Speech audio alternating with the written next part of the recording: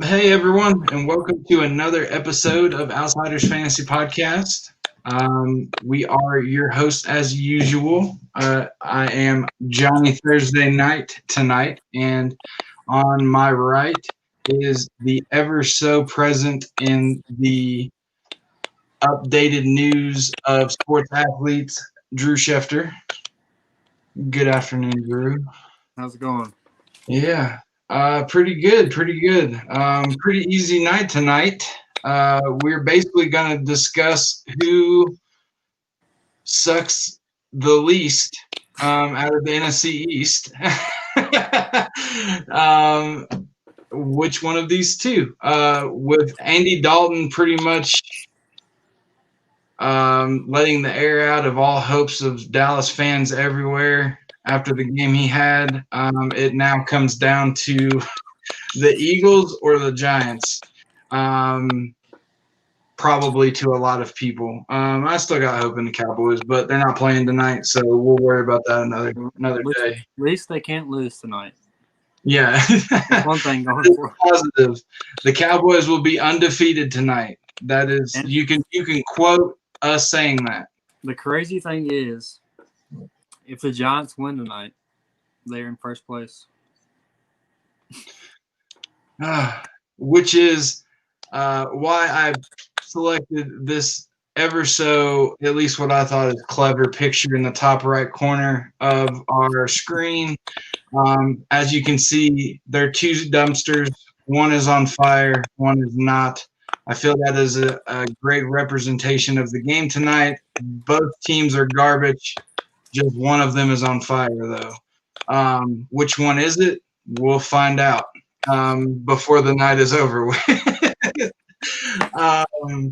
But if you look at just the teams individually going down the roster, there is cause for concern if they weren't playing each other, but because they are playing each other,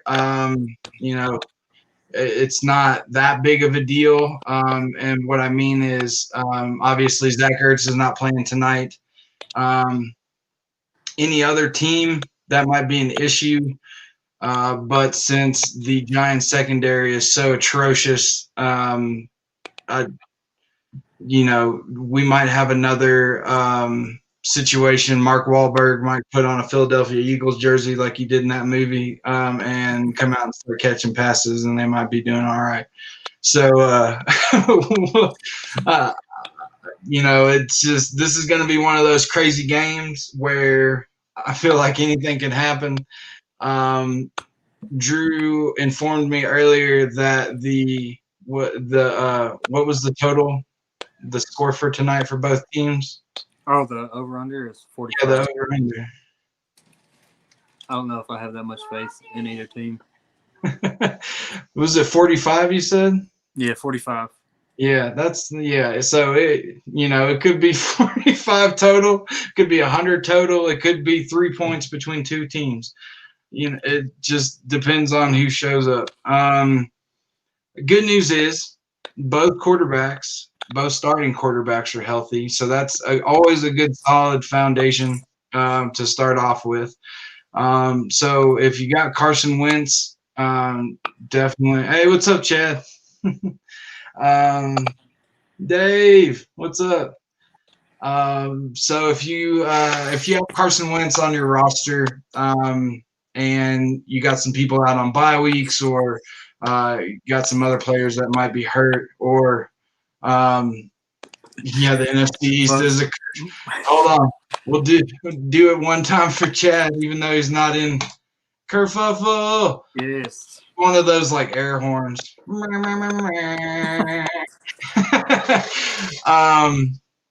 Dang, Chad, you made me lose my train of thought. But yeah, if you just so happen to have Ryan Fitzpatrick and Carson Wentz on your team, definitely this would be the time to dial up Carson Wentz, because I don't think Ryan Fitzpatrick is going to see the field ever again in Miami. And that's sad. But we'll get to that another time after all this. So, Yeah, so basically what I see happening tonight, obviously, well, let's start with who's playing or who's not going to be playing, like key positions, just to kind of lay the groundwork on where this game could go, the direction it might lead to. First off, like I said, Zach Ertz is not playing. He's out 4 to 6 weeks with an ankle injury, I believe. Dallas Goedert is also still not playing. He's closer to returning than Zach Ertz is, obviously, because Zach Ertz just got injured.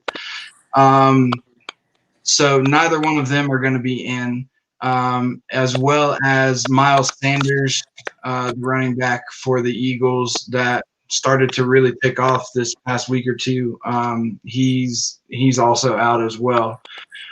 For the Giants, they actually hey man, crucial catch, intercepting cancer, bro. Yeah. Intercepting cancer. He missed the other episode where I was wearing the do rag. I got a tie dye NFL, like the half do rag that like Patrick Mahomes wears and stuff. Yeah, I think it's pretty cool though how they're like. Yeah, I like it. I mean, not that I don't like pink, but I think tie dye is cool as hell. Like that's. But and it just has all the colors of the cancer things in it, so Yeah, pretty cool. I actually that's something I didn't even know. So that's fun fact.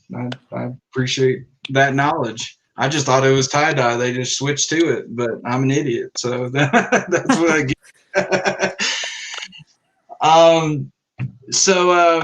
Yeah. So as far as injuries are concerned, the Eagles are missing key players. However, on the flip side, the Giants are gaining key players. So Darius Slayton is going to be playing tonight, as well as Sterling Shepard may see the field as well. He got taken off of the IR list on Tuesday. And so far, everything yeah, I know you're kidding. And so far, the medical staff would need to sign off on him suiting up, but I have not seen anything as far as something negative on him not playing. I don't think he's going to be like a huge contributor. They might try to ease him in. Like that might be the deal that they have with the medical team. They'll sign off on him dressing if they don't, if they cut his number of plays down to a certain amount or something like that. So the Giants got people coming back. Eagles got people leaving. Kerfuffle, as Cadillac would say if he was here in person. It is a kerfuffle night. But not usually, but sometimes those put on the greatest performances. We didn't expect much from the Broncos and Jets game, and they ended up tearing the field up. And it was, you would have swore it was a Pro Bowl, AFC versus the NFC. So we'll see what happens. You got anything that looked like you had something that you wanted to say? Yeah. Maybe I think the medical staff should clear all these guys to play. Yeah, right. I agree if they want a chance, because you did make a good point. Despite the Giants' record, the past couple of weeks they have not been playing like their record has showed. They've been playing pretty tough with people. And you definitely are right. Devonta Freeman, Devonta Freeman. Excuse me, sorry. I'm a Florida State fan, and I can't even pronounce my own dude's name that won us the national championship. He's found second life. Granted, he's not like getting 20 points a game, but he's doing real solid work especially for the team that he's on. So they have been playing really, really tough ball, even though their record hasn't been super great this year. One person that I'm hoping will step it up tonight, just for the sheer fact that he's contributed so much to this team since he's been on the Giants roster. I'm surprised at the dip that he has had this year, and that player is Evan Ingram. He was a huge factor last year for the Giants, who arguably probably had around the same amount of talent or last year. Well, they actually probably had better talent because they had Saquon was healthy. Now with Saquon out, Darius Slayton was out for however long he was hurt, and then you had Sterling Shepard on injured reserve. I would have thought Evan Ingram would have produced in these weeks that he's had basically to himself on the field at times. I don't know what's going on there, why him and Daniel Jones just can't get it together on the same page. I'm still hopeful for him. Right now, the consensus has him ranked as the 15th tight end this week. To be honest, the way that it's been showing, the only reason I would say probably 15 is because overall this year the league tight end play has gone down. Now, granted, you have your studs, your George Kittles and your Travis Kelce's, but outside of that, Jonnu Smith has had some good games. Tanyan on Green Bay, he's had historic 3-game stretch probably of anybody at the tight end position. But overall, I've been pretty disappointed with the tight end play in the NFL. It's going, I thought it was trending, it's been trending upward slowly every year. Tight ends have been sort of converting themselves into more of a wide receiver 3 instead of a tight end 1. Now it's starting to back trend a little bit now. Tight ends are used more.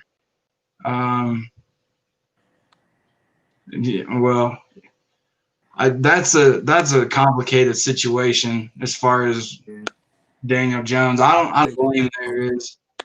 First. Do what? I said you got to have a leg to stand on first before you can demand things. Yeah, right. You got to – well, I mean, you could say that about the Giants management staff too. So I don't know who's more to blame there, the Giants for taking Daniel Jones where they shouldn't have taken him or Daniel Jones for accepting the job. And in his defense, I've been hard on him. In his defense, like he has absolutely no line in front of him. Like he's running for his life, and in fact, him running for his life, he is the Giants' leading rusher this year. He had a 49-yard run last week. That is crazy. Saquon Barkley was literally saving his life, and now that he's gone, Daniel Jones has got no hope. Thankfully, they got Devonta Freeman. Hopefully, he can pick it up. I am a little biased because I have him right now on my roster because I'm hurting on running backs really, really bad. Me personally, I'm having to play Boston Scott and Devonta Freeman tonight. So I got some skin in this game, unfortunately. But we will see how it plays out. Also, Alshon Jeffrey is not going to be playing tonight. I was hoping he was going to be coming back sometime soon, but that's still up in the air. So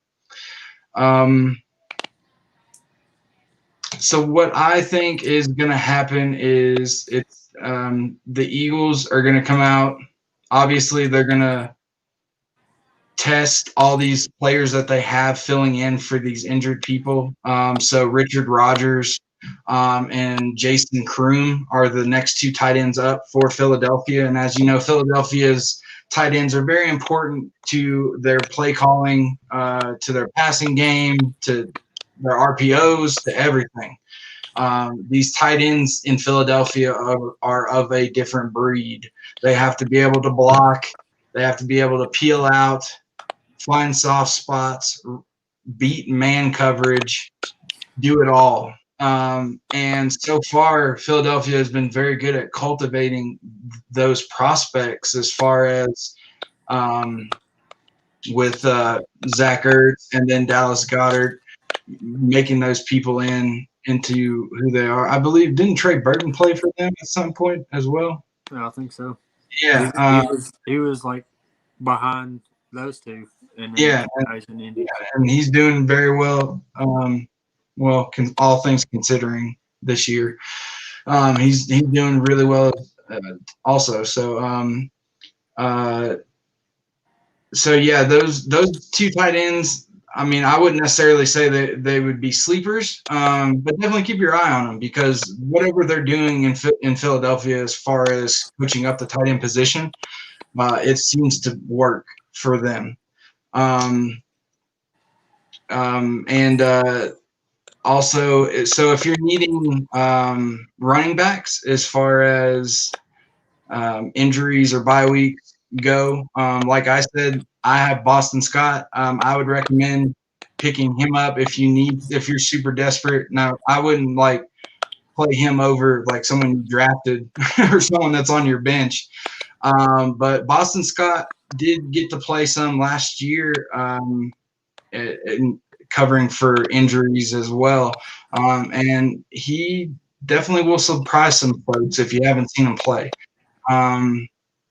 But this is the game to test all those people out because the Giants defense, I know we were praising them for playing tough, but it's still, I'll refer you to the top right-hand screen, right-hand side of our screen. Their defense is a dumpster fire still, though, even though they're playing tough. So, they're against the pass. They're really horrible. I mean, they're pretty decent against the run, but they're only allowing 3.7 yards per carry. But I mean, that their schedule doesn't reflect, as far as they haven't played great running backs. I'll put it that way. Yeah, exactly. Other than Zeke, and he had 91 yards and 2 touchdowns. So. Yeah, and Philadelphia, their running game is kind of different than what you would, I guess, say a traditional a Dallas Cowboys running offense would be, because of Carson Wentz, his mobility, and their RPO style that they like to do. Now they do just line it up and run. I'm not saying that they don't do that, but the Eagles kind of, as of the past 3 years or so, have they didn't invent the RPO, but they definitely made it a household name. So I would look to see definitely them getting Carson Wentz and Boston Scott in rhythm with those RPOs. Seeing if they can both read the defenses the same way in real time instead of just practices and walkthroughs, making sure they both see the same things at the same time on those RPO play action handoffs, not handoffs, whatever, on their reads there. I also see them trying to get their tight ends involved to see what they're worth and what they're made of. Also, in fact, due to I saw a report before we got on that the Eagles were shopping Zach Ertz for a trade before he got injured. Now, Zach Ertz hasn't been doing great this season, and his past 3 games, he's kind of been trending downward, or at least not upward, in a Zach Ertz style. So that was hurting his trade stock, and then the injury to his ankle probably took him off the market as far as being a tradable asset right now for anything worth what he could bring healthy. So I really think that they're gonna they like that. That tells me, number one, they like Dallas Goedert obviously to take over Zach Ertz's spot. Drew made that point earlier today, but also that since they do love that double tight end set that they like to run out, or they like to run and throw out of. I definitely see them giving Richard Rodgers and Jason Kareem a shot during the game to see what they have. I mean, this is the team to do it against. So, so I would definitely pay attention to those tight ends if you're a Zach Ertz owner, or or you just didn't draft well in the tight end position. I know I've kind of gotten screwed with my tight ends. I got Ertz. I saw Eric Ebron kind of going up, and I got him, and then he went flat immediately. So I haven't had the best luck with tight ends myself. So I feel you on that one. As far as the Giants are concerned, I see them, like I said, running it with Devonta Freeman early, hopefully often. Just as Drew said, because Daniel Jones needs help. He needs a lot of help. He needs protection. A running game is a secondary type of protection for a quarterback. If you can't block for him, get the ball out of his hands as soon as possible so he doesn't get hit. That's what you pay running backs for. You don't play quarterbacks to get hit. You play running backs to get hit. Yeah, and it creates those play action, because exactly. Play action passes, they take some people out of the box and not rush as much. So. Yep. And the Eagles do have despite all their downfalls, the Eagles do have a really good pass rush this year. And as Drew said, you hand the ball off a lot early, often, even if it's not getting you anything. The defense is going to not pin their ears back as much because they don't want to get burnt on a draw or on them blitzing to maybe a weak side blitz, and then Giants run strong. There's no one over there, and then they bust it for a huge gain. No one wants to get caught with their pants down like that, especially in a conference game like this, or a divisional game like this. Sorry, it is a conference. The Eagles have 21 sacks. They're ranked 4th in the league. Yeah, so the Giants are giving up. They've given up 17 sacks. It's 25th worst. So yeah, so there's definitely going to be some running attempts to get them to bait on that play action. If anything, we probably all know that it's not going to work and be successful as far as getting them like over 150 yards rushing or anything like that. But at the very least, it's going to make the defense stay a little honest so that they don't get burnt on it and the Giants don't get lucky like once or twice or something like that. But the good news is for the Giants, if when they do throw it, their receivers are healthy. Evan Ingram's healthy, even though he hasn't been contributing or producing, whatever the case may be. So it's just if the Giants offensive line, if their play calling, if their offensive coordinator, if they can weather the storm that is the Philadelphia Eagles pass rush, that will be the determining factor as far as the success of Daniel Jones, but quite frankly, Devonta Freeman as well. Because if they're really coming hard on that pass rush, there will be some lanes to run into. It's all just about finding them. And Devonta Freeman is a really good zone running player. Zone reads, basically not to like flex any muscles, like knowledge muscles or anything, but zone blocking scheme, basically you have an idea of where you want your running back to go.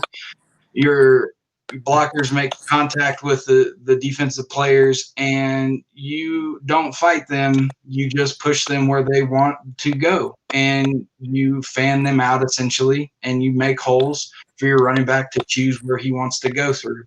And some running backs are really good with that quick twitch read and are really good in zone offenses, and they can hit those holes and go. Le'Veon Bell, for instance, that's kind of like his style. If you see him run, he sits in the backfield, waits, finds his hole, hits it, and there he goes. Or at least it was when he was with the Steelers. Maybe it will be that way once again with the Chiefs, but we'll see. For the projections I have tonight, it might seem high, but granted, you have to take into context that they are playing who they're playing. Carson Wentz, I got him at about 20, 19 and a half. Couldn't really call it 19, couldn't really call it 20, so split it down the middle. Daniel Jones got him at 19. As far as the wide receivers are concerned, for the Giants, like I said, Darius Slayton is expected to play. I have him at 14 in PPR, and then 10 in standard. Golden Tate, I have him at 10 in PPR and 7 in standard. Sterling Shepard, also have him at 10. If the medical team does sign off on him and everything's going good, I think they will put him on a snap count. So that's where the 10 comes in. And then 7, just like Golden Tate as well, in standard. And for the Eagles, the sensation that came out of nowhere, Travis Fulgham, I got him at 13 in PPR. Yeah, he's really, like you said, he's came out of nowhere. Yeah. He's playing ball. He's 18 catches, 284 yards, and 3 touchdowns. First receiver since Terrell Owens to have a touchdown in each of his first 3 games. Man, that's a name blast from the past. But that 13, honestly, it's a little conservative, just because we got a small sample size. With this secondary that they're playing against, he could very well go for 20. With what I've seen him be able to do, the athletic ability that he has, he could very well go for 20 in this game. But I got him at 13 just because trying to be a little conservative, because these teams both are kind of still pretty bad. But Carson Wentz does have to be upright to be able to get him that ball, and he's been sacked 25 times this year. So that's the worst line in the league. Yeah, as far as sacks go. And he's also made of tissue paper, so anytime he goes down, there is a chance that he could be going to the sideline. But I will give him this. Last week was his first game of the year without throwing an interception. There you go. I think he might make it another game this year without throwing the interception. Probably because they might not need to throw a whole lot. They'll probably get up early and then just run the ball the rest of the game. But speaking of grand returns, D-Jax is seeing the field again for the first time in what feels like 25 years. He apparently is healthy. I don't know if he knows what that word means or his doctors know what that word means, because it always seems like when he's healthy, he comes out for one snap and re-injures what has always bothered him, his hamstring. So we'll see. I got him at 11 just because anything can happen with Deshaun Jackson. He could give you 150 yards receiving, or he could give you 0. But I think this is a perfect storm for Deshaun Jackson because of all the injuries that the Eagles have sustained right now and all the key players that they are missing, especially in the passing department. Zach Ertz, obviously, like we said, Dallas Goedert, Alshon Jeffrey. So those 3 big names not playing, and Carson Wentz having to develop that chemistry on the fly with Travis Fulgham. I think it'll be a good situation to have a veteran like Deshaun Jackson come in and kind of help settle everything down. So I got him at 11 in PPR. In standard, I'd have him about 8, just for that catch volume. Also, Greg Ward is another receiver to look out for. I got him at 10.5, so a little under Deshaun Jackson. And then I also got him at 8 in standard as well. John Hightower, I have him at 8 in PPR and 6 in standard. So, and on to the running backs. Like I said, Boston Scott is getting the start tonight. Also, don't sleep on Corey Clement. He is a PPR back for sure.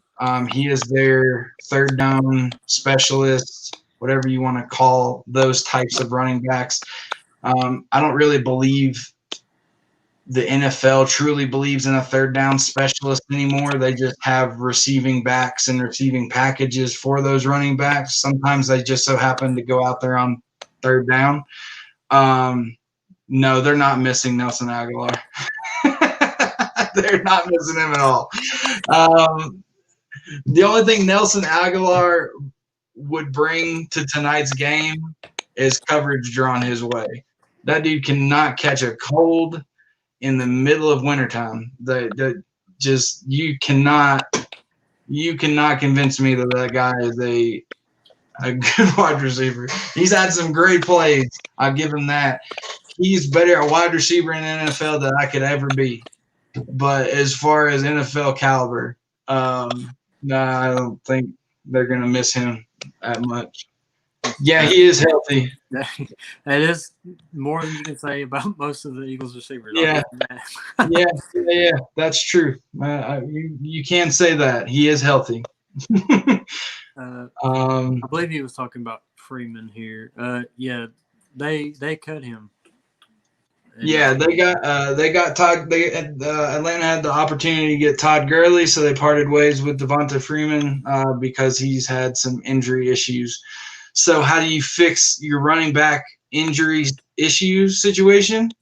Apparently, you sign one of the most injury-prone running backs in NFL history. Go figure. But I mean, Todd Gurley hasn't gotten hurt. So, but it's only week 7, so we'll see. So yeah, Boston Scott, like I said, he's gonna be the bell cow, quote unquote, of the Eagles for right now, unless he just absolutely just cannot figure it out, and Corey Clement can step up.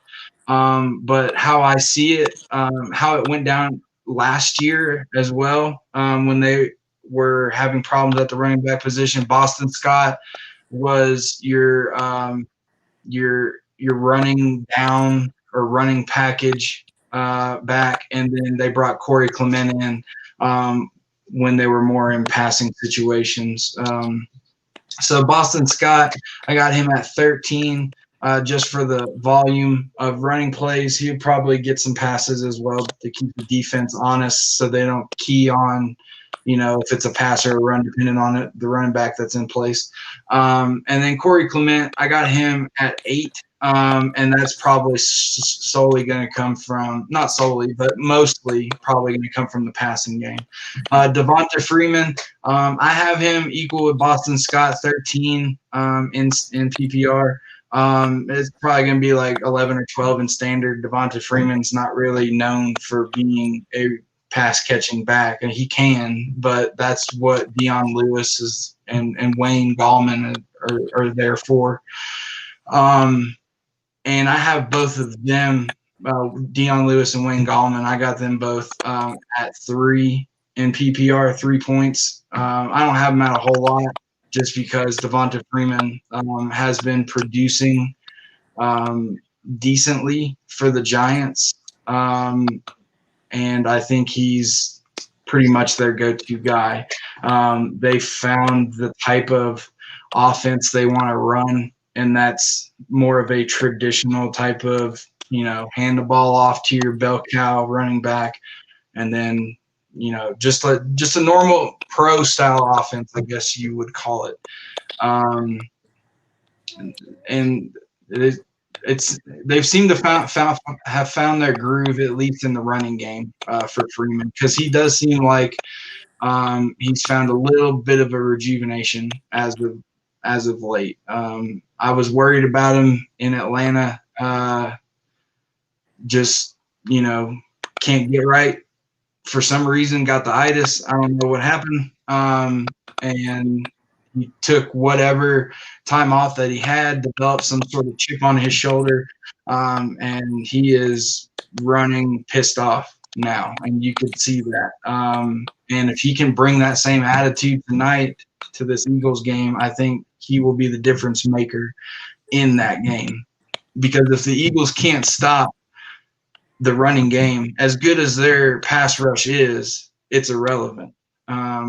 So Devonta Freeman does have a lot of weight on his shoulders, but he is a champion, even though he didn't win in the NFL. He was on that 2013 national championship team for your Florida State Seminoles, and mine as well. So I had to plug that in there. It's been a while since we got a championship, so I had to plug that in there. But yeah, in all seriousness, he has been running with an attitude that at least I could see pop off the screen. Kind of like how Derrick Henry had that attitude their first week back after being shut down from COVID protocols and stuff. It just seems like Devonta has like this burst, I keep saying attitude because that's really all I can describe it as. So I see that bleeding through tonight as well.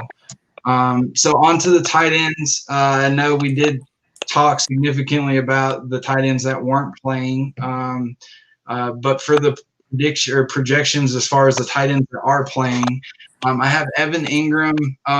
Like I said, consensus-wise, he is ranked 15th this week. That's not really saying much because he's only projected in a PPR to get 10 points, which is, that's not good for Evan Ingram by his standards as compared to how he was last year, at least.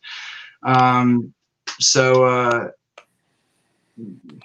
I don't know. I just personally, I hope he can come out of whatever this funk is, because tight ends like him are important to the game of football, to the evolution of the game of football in general.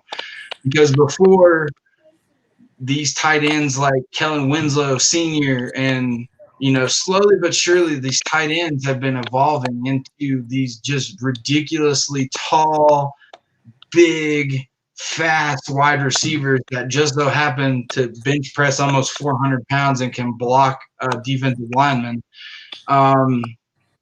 It's just good for the game of football as far as excitement, as far as play style. You've seen what Travis Kelce did for the Chiefs when Patrick Mahomes got there and they all started clicking on all cylinders.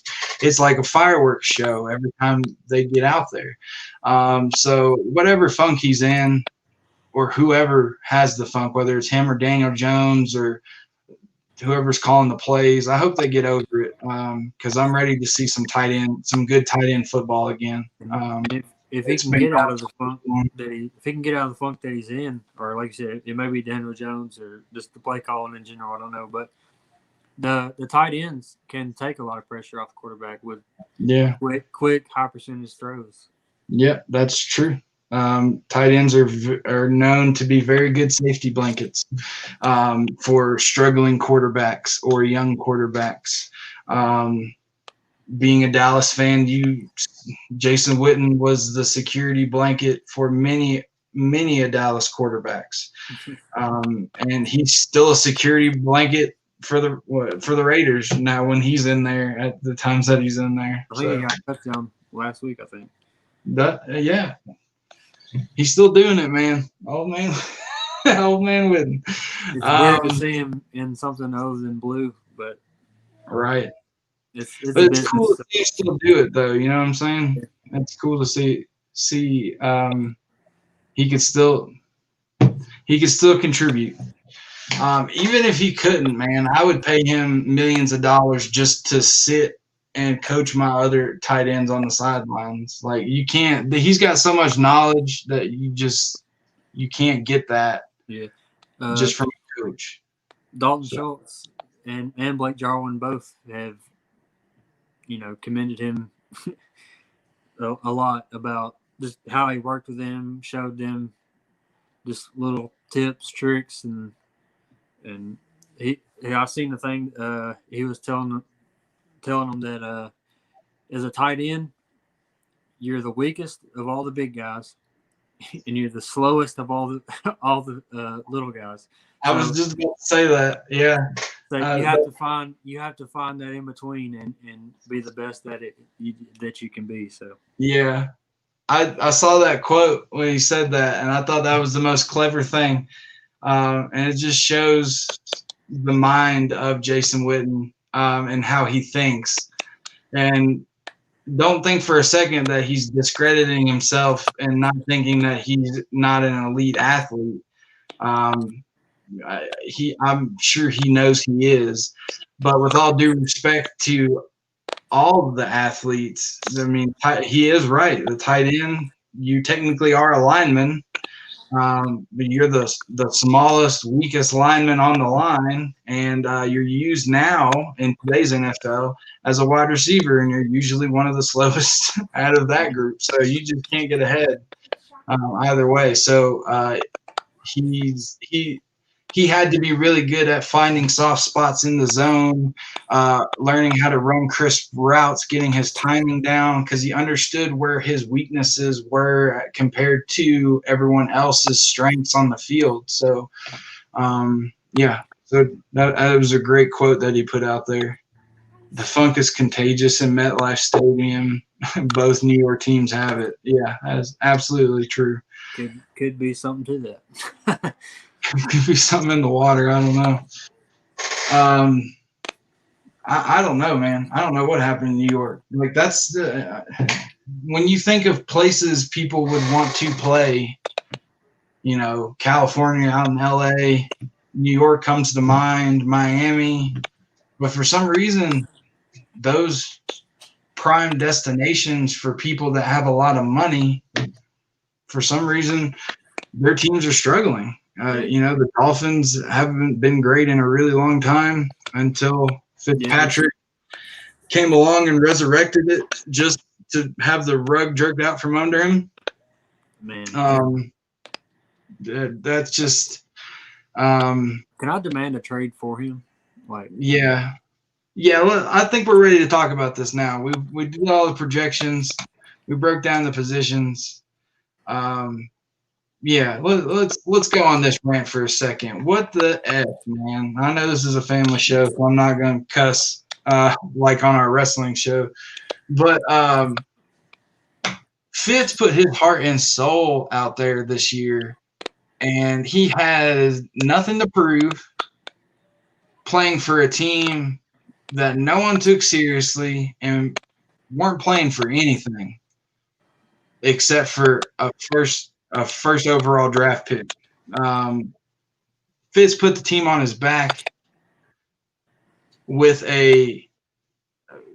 your starting wide receiver is 5'9" and Devontae Parker, and then you have Gaskins, who at least I've never heard of until this year, and he just turned that franchise completely around. Well, not completely around, but I mean, like he's definitely overperformed the expectations that everyone had for the Dolphins this year.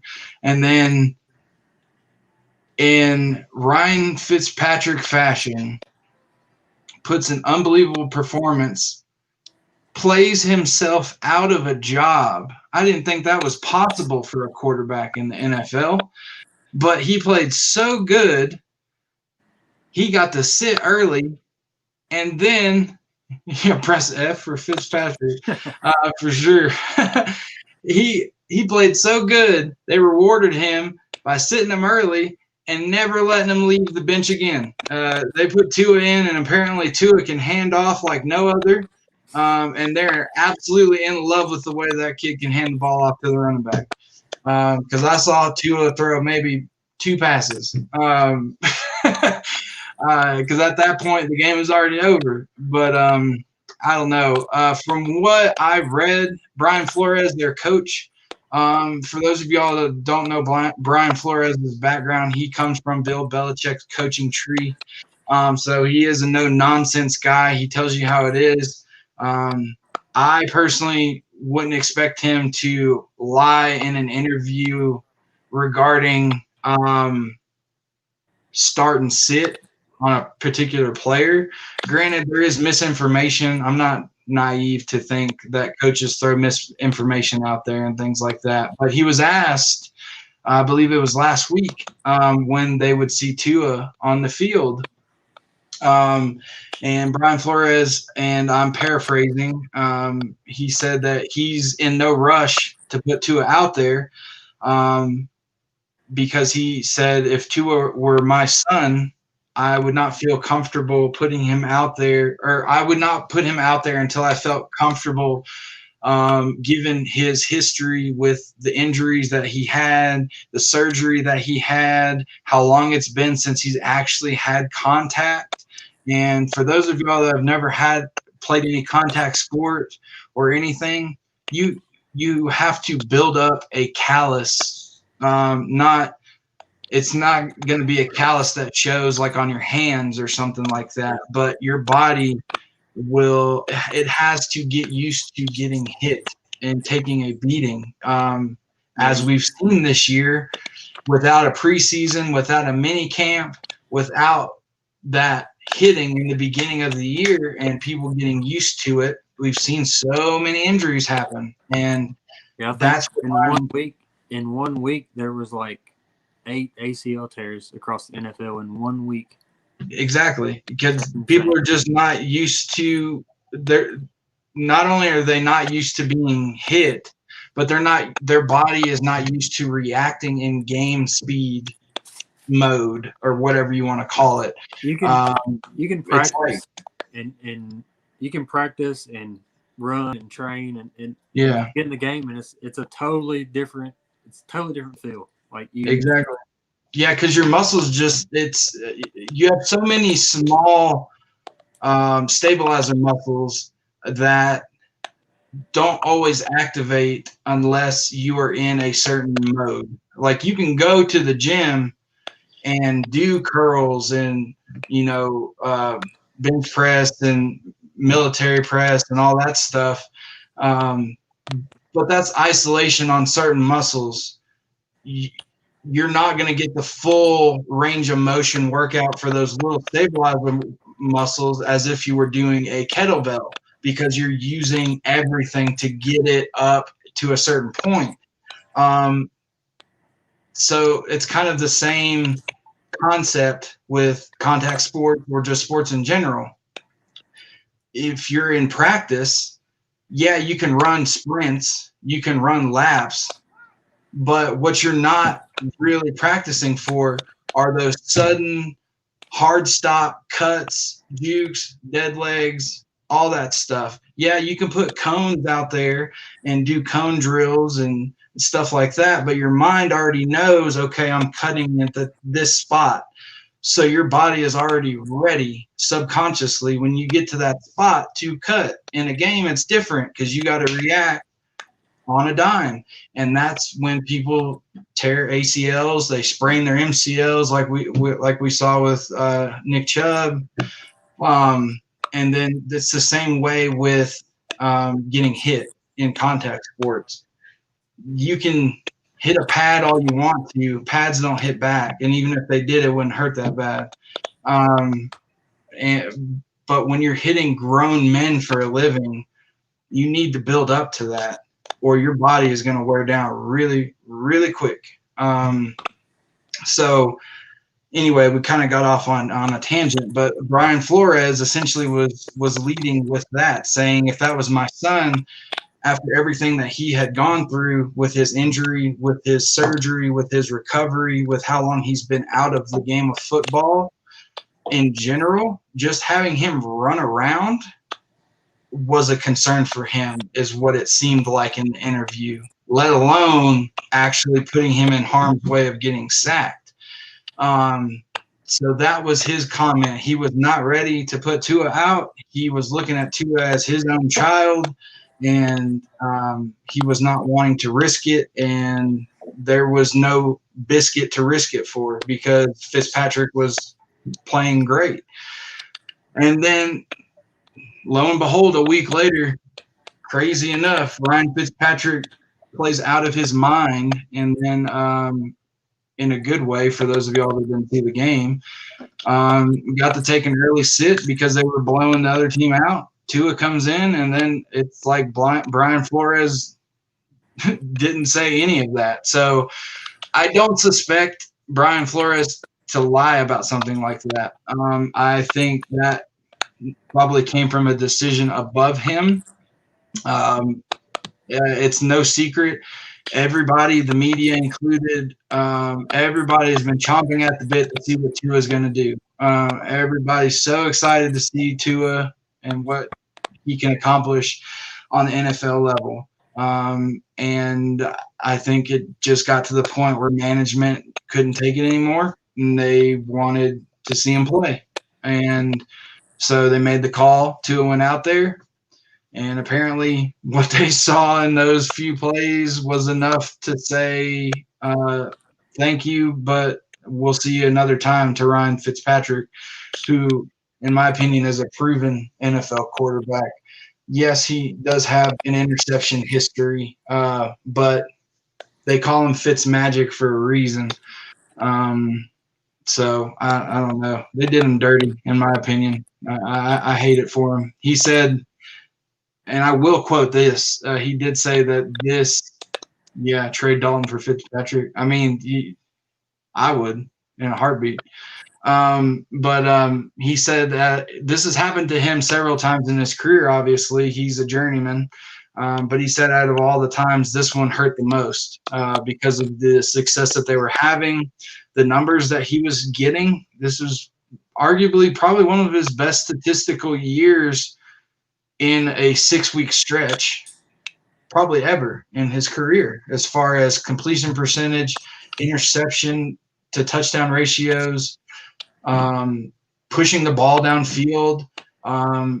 Drew mentioned earlier before we got on, even running the ball. Like he's just running with reckless abandonment and just plowing through people if he can. So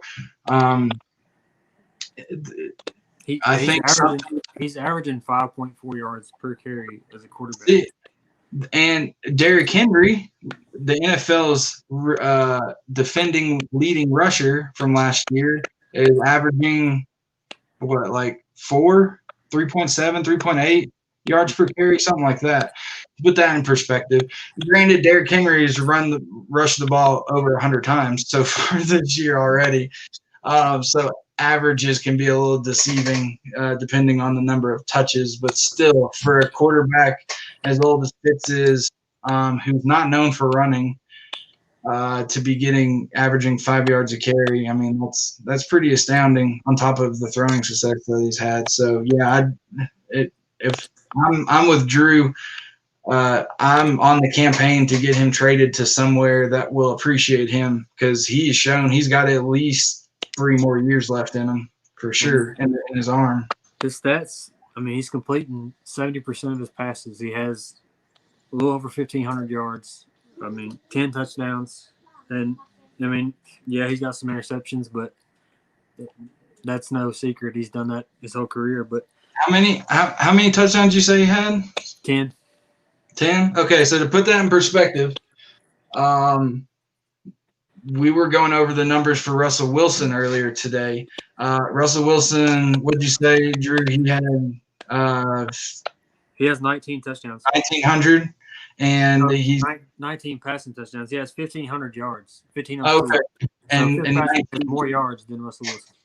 Okay, so So my vote for this year's MVP, Russell Wilson. Ryan Fitzpatrick has almost matched his stats so far, week to week. It's just, I trade him to whoever will start him, in my opinion. Cowboys, whatever. That man needs to go somewhere, get a brand new contract, get some more fresh money because he's earned it, and he got raw dogged really bad. I would never play in Miami again if I were Ryan Fitzpatrick. I don't care how hurt Tua gets if he does. I mean, I'm not wishing. Don't take me the wrong way. I'm hoping Tua has a great career, and does amazing things. I'm not wishing injury, but if I were Fitz, I would not step back in that building for any amount of money in the world after what they did to him. So even Denver would be a great play. Like the receivers they have. Yeah, Jerry Jeudy's fantastic. Noah Fant has been very impressive, and he's going to be coming back soon. They're in dire need of a quarterback, but Locke is kind of their rookie molding project. So and he's played surprisingly well for the games that he's played in. Nothing like Patrick Mahomes when he got his first start or whatever, but he's done really good on a really terrible team. And I think bringing in Fitzpatrick would set that back. They would win games. They would be a better team. But as far as their future, what they're planning around Locke, I feel like that would set them back. So, and like you said, he has played good in the games he played. He was 5-0 as a starter last year when he took over. So yeah. So that he's definitely under the radar for sure. Well, probably not in Denver, but around the league he is. So. Another team we talked about earlier before we got on, Washington would be a good place for him, I think. Yes. Thank you for saying that. I completely forgot about that. But yeah, Washington would be fantastic. Him and McLaurin. Like I said when we first brought it up, McLaurin's getting these stats with whoever the flavor of the week quarterback is for the Redskins. Granted, Alex Smith looked great for the 5 passes he threw when he made his comeback and everything, but if Washington had Ryan Fitzpatrick, McLaurin would. There's no telling what he would do. Because Fitz is, and this is why he throws a lot of picks, he's a gunslinger. He is. He's gonna throw the ball, just like Brett Favre was. Brett Favre he led the career leader in interceptions in the NFL. Yeah, he's the NFL record holder for interceptions in a career. So, Philip Rivers is probably close behind him. Yeah, he's working on it. That'd be about the only record he breaks. Yeah.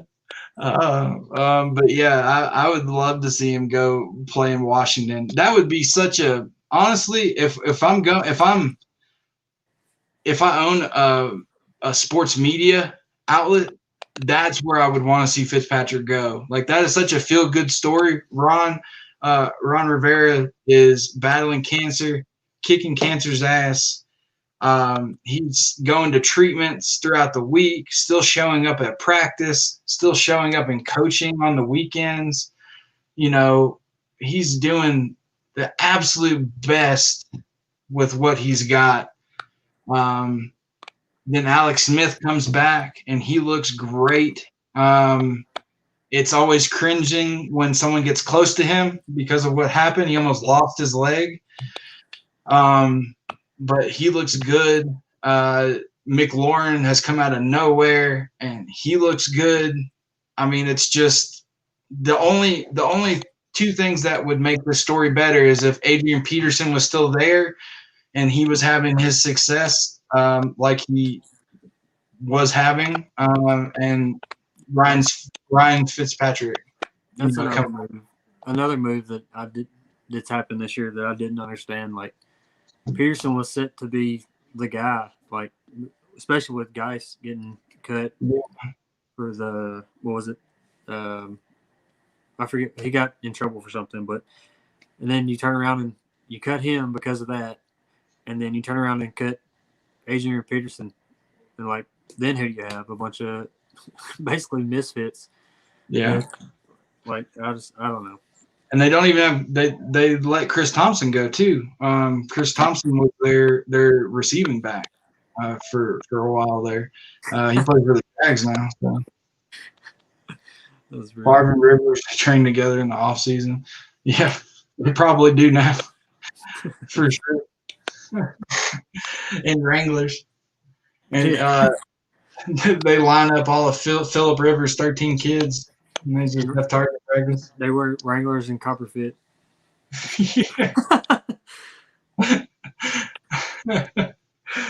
Oh God. Oh. All right. So yeah. So if we're going to talk about who's been messing up this year in the NFL, definitely the Miami coaching staff or whoever made the decision to put Tua in and keep him in over Ryan Fitzpatrick. Also, a week late, but I want to give an effing up award to Michael Thomas, who finally got healed last week, practiced, and then on Saturday, for those of y'all that don't watch football, but for some reason watch our podcast, NFL football is usually played on Sunday. So on Saturday's walkthrough, the day before the game, punched a teammate and got suspended. We have been waiting for this man to come back for 5 weeks. He gets ready. I'm taking this personally because I have him. He was my first draft pick. I'm chomping at the bit for this man to come back in and get me some points and get me back on track. I had him in my starting lineup, wide receiver 1, just to put that energy out there. Because I don't know about you guys, but where I put my players tells a lot about my confidence in them that week, even though it's still the same points no matter what position they are in your lineup. But I put Michael Thomas in my first wide receiver spot, just giving him all the positive energy in the world. And then the day before the game, punches a teammate. And then he gets suspended. So I would like to throw an award to Michael Thomas as well, with whoever made the decision in Miami to sit Fitz for the rest of the season. So, Drew, anybody you want to nominate for an award? Cowboys. And Jerry Jones in general? You can put the Cowboys up in that picture up there. They're a dumpster fire right now. I don't know why, man. On paper, the Cowboys look like world beaters. And I don't know. I really thought I was kind of I was upset that got hurt. Obviously, he throws for 500 yards a game, and I have him on my team. You turned shit into gold. Excuse my language, but in Cincinnati every year. Yeah. So I'm like, Andy Dalton starting. All right, it's not Dak, but he's had some success, and now we can get back to running the football. Yeah. And then Ezekiel Elliott has forgotten how to hold on to the ball this year, so that didn't work. And another lineman got hurt, so that makes an entire line of starters that's out. Zach Martin got hurt in the game. He got a concussion in the game. So he literally had 0.00001 seconds to make any type of decision in the pocket. He had no pocket. Yeah. It was just a total disaster. Yeah, he just looked really uncomfortable, which was surprising to me because Andy Dalton, he made the playoffs 7 years in a row or something like that, and he played with absolute trash offensive lines, absolute trash running games, and before last year, I should say, the only person he had to throw to was AJ Green. He had 2 good years with TJ Houshmandzadeh, but still, he made the playoffs 7 years in a row with a defensive minded coach, almost zero offense, and then comes over to Dallas and yeah, they've had some hardships on the line and stuff, but I thought if anybody could overcome it, it would be Andy Dalton. So and even he came in last week, like we said, 9 for 11, 111 yards, led the game-winning drive. I was like, okay, maybe there's something to it. Maybe we can at least sneak in the playoffs. Which we're not out of the playoffs. We're still first in the division at 2-4. So in the still NFC first least, in the worst. In the NFC least. So yeah. It's I don't know it, and I can't even.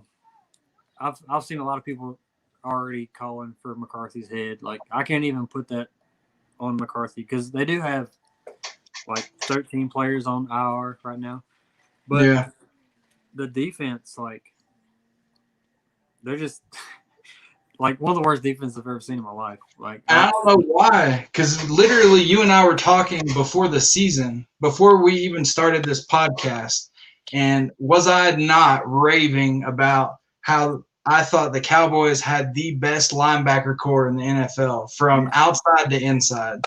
They had the best. I thought they were the smartest, not the fastest, but probably the quickest, and they read so well. I just don't know what happened. I don't know what happened. Yeah. And they invested so much in their secondary too, with draft picks and stuff. But Diggs has played pretty decent to be, as a rookie. But of course, losing Byron Jones that doesn't ever help anybody. He's a Pro Bowl corner. So, but I don't know. It is maybe everyone needs to wear the old school sleeves like Byron did, like the quarterback sleeves with no elastic, where the sleeves hang down to your elbows and stuff. Yeah. You can get full range of motion. Yeah. It makes it aerodynamic when I fight, that type of thing. Yeah, and losing Robert Quinn, that hurt us on the line. He led the team in sacks last year and missed 5 games. Yeah, but where's the first 5 games? But that's not the only lineman you got, though. No, it just I don't know. And then we even went and signed Everson Griffin. I was like, man, he's been a beast in Minnesota. That's a good replacement. Dude, when y'all signed Everson Griffin, I thought, shit, it's over. It's done. You got the best linebacking core in the NFL. You already got a decent defensive line despite the injury, and then you signed Griffin. We had Lawrence. We lost Quinn, signed Griffin. We had Gerald McCoy and Dontari Poe. And I was like, man, that's a pretty good line. Whether they Pro Bowl squad 5 years ago, that's literally the Pro Bowl lineup.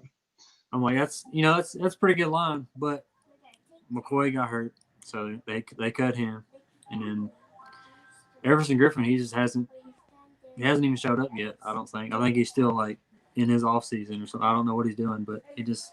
What do you think it is?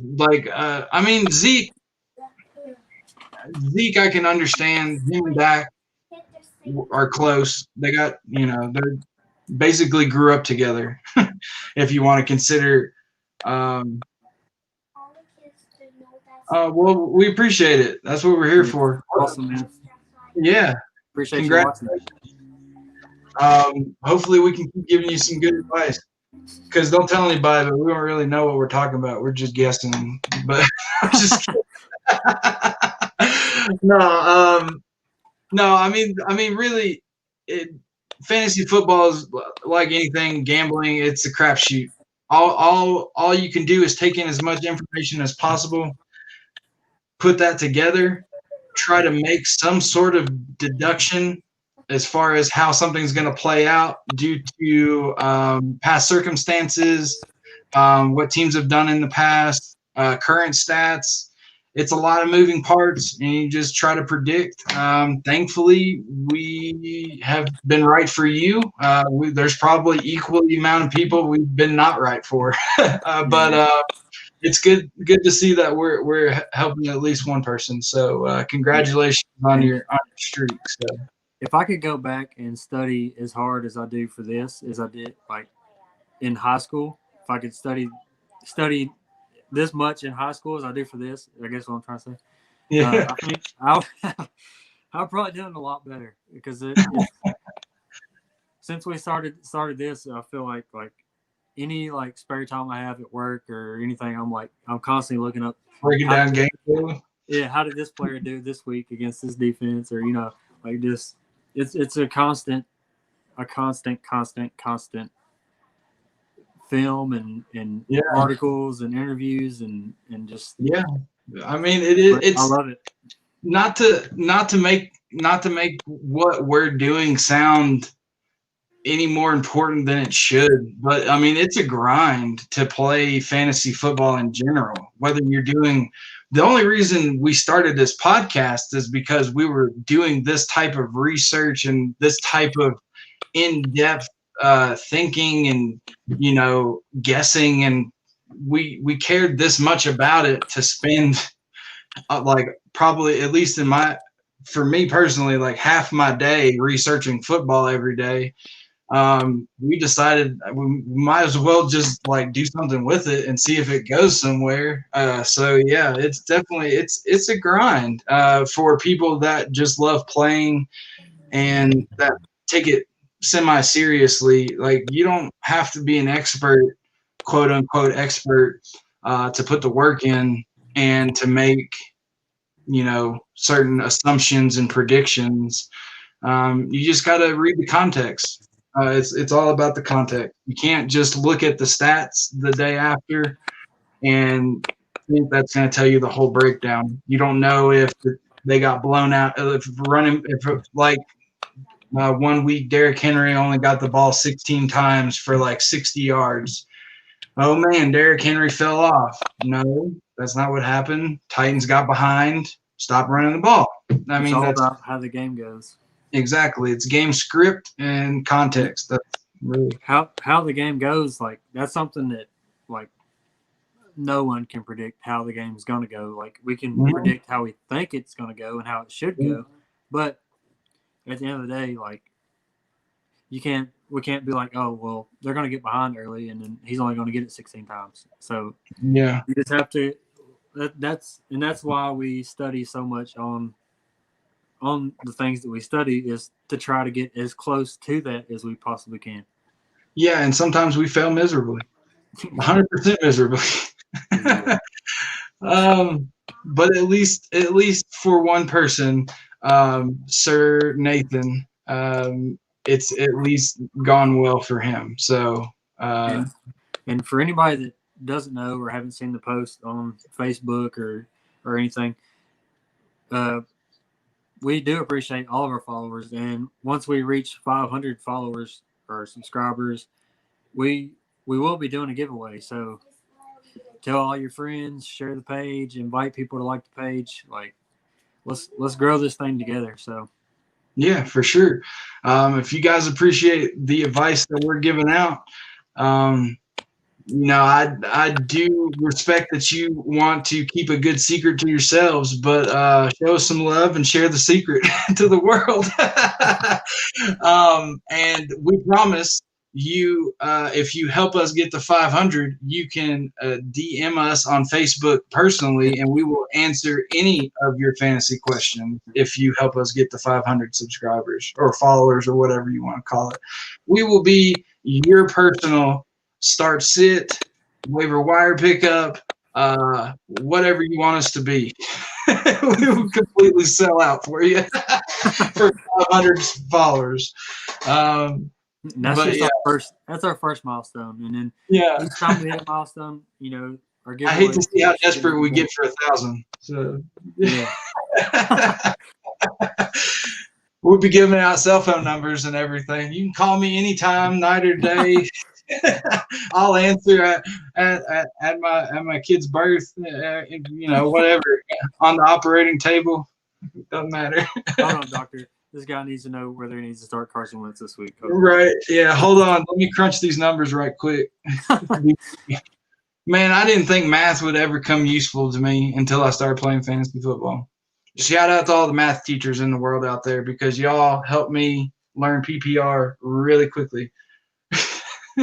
And one thing, I thought I would never use X, Y, and Z or anything like that, but I use it in receivers and play calling, but not.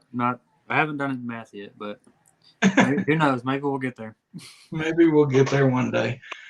We do read a lot of charts and graphs as far as football is concerned, but we don't work a lot with the variables as far as algebraic terms are considered. Anyway, let's get off math or I'm going to make myself look like an idiot because algebraic is probably the only big word I know in that whole subject. So I completely just tapped myself out as far as my knowledge in math. So yeah, I'm looking at the comments right now. So Big Brown Man, he's definitely saying, yeah, he's saying what we all know.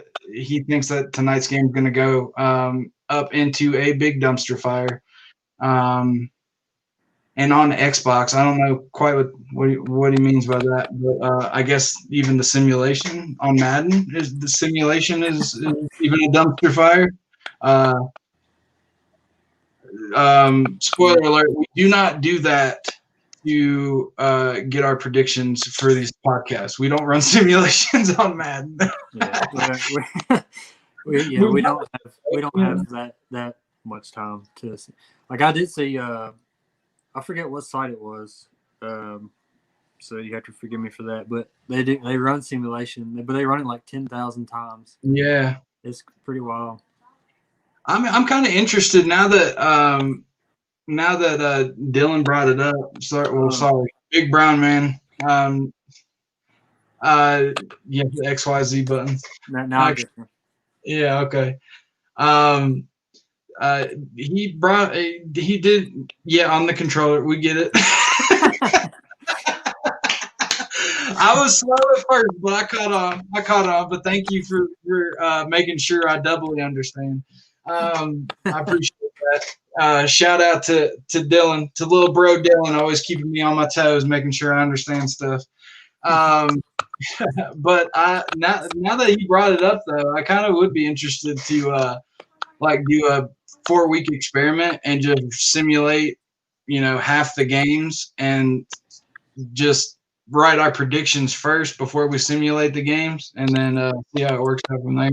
The last Super Bowl, we had a Super Bowl party, and some of the people there we were playing Madden before the game, and they were like, just put the Super Bowl game on and just let it play out and see who wins. And it actually ended up the Chiefs won on the Madden 19 or Madden 20, I'm sorry. And then then of course they ended up winning it that night. So that was pretty cool. That is pretty cool. It didn't go the way that the actual game went, but they did win. The results are all that matters. So, but yeah. Anyway, that got us off on a tangent. But thanks for the compliment. And as far as this is success for your team, it all starts with drafting. So we appreciate all the thanks that you've given us, but also pat yourself on the back, because if you didn't draft well and get a good foundation, you wouldn't have success no matter how much help you had, if it was from us or if it was from actual people that get paid to do this stuff.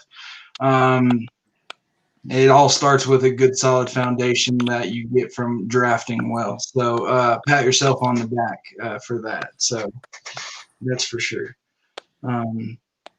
So yeah, that is essentially our Week 7 Thursday Night Football matchup. Any prediction who you think's going to win the game?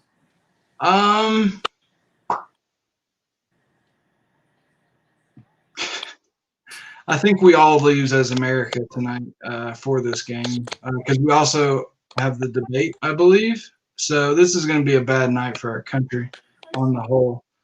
We got two two senile old men yelling at each other over a TV monitor that they can now mute whenever possible. So now we'll just see like that, and the Eagles are playing the Giants.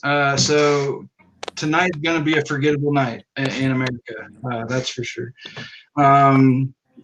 Predictions, though, both people lose the debate. NFL fans lose for watching the game. But as far as the team, I'm going to go with the Giants because of Devonta Freeman. And I think, as well as I think he's going to be the unsung hero. I don't think he's going to break like 100 yards or anything, but he'll probably get like 65, get some good chunk plays, make that play action work. And then I think Evan Ingram is going to have a decent game. He might end up getting – I know I projected him at 10, but I'm hoping maybe like if everything goes the way I'm seeing it in my head, he'd probably get like 12 or 15 because of the holes that Devonta Freeman is going to open up for them with play action and stuff. So that's my prediction.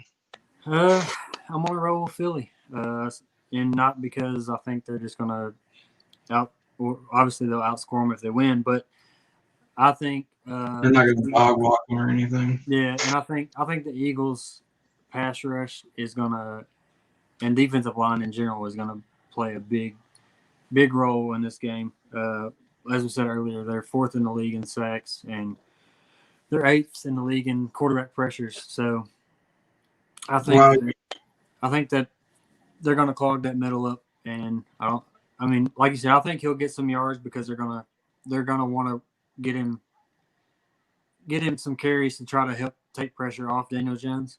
Mm-hmm. I think he'll still have a pretty good night, but I think in the end, I don't think they'll be able to throw it enough and score enough points off because of the pass rush. Well, you made that sound way more professional than my prediction. So now I feel a little underdressed party now. And also, the Eagles under Doug Peterson are 5-0 on Thursday night. So look at you. Like I said, and this man is always on top of the inside knowledge. Tell us something else we didn't know. The Eagles have won 7 straight and 9 out of 10 against the Giants. So I didn't know that before right now. Now I do. This is why we have Drew Schefter on the team. This man somehow pulls knowledge from the football gods, drinking the nectar that is honey and milk flowing from wherever it flows from, where he gets his information. Like I said, I wish I would have studied this hard in high school. There's no telling where you'd be now. I'd probably be in the same place, right here. I'd be talking about you on this podcast by myself. So. All right, guys. We went a little bit longer than I guess what we intended to, but had some fun. So I'm not complaining. Hopefully you guys either. Yeah. But anyways, you guys try to enjoy the game or the debate or whatever you decide to do with your night tonight. Have a good night. And like always, come with us if you want to win. And we will see you guys on Sunday. Peace. Have a good one.